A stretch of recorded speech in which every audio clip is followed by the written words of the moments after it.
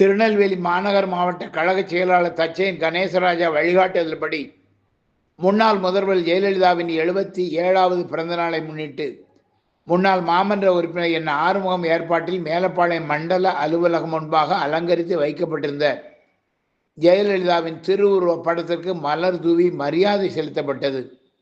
பொதுமக்களுக்கு இனிப்பு வழங்கப்பட்டு இந்த நிகழ்ச்சி கோலாகலமாக கொண்டாடப்பட்டது.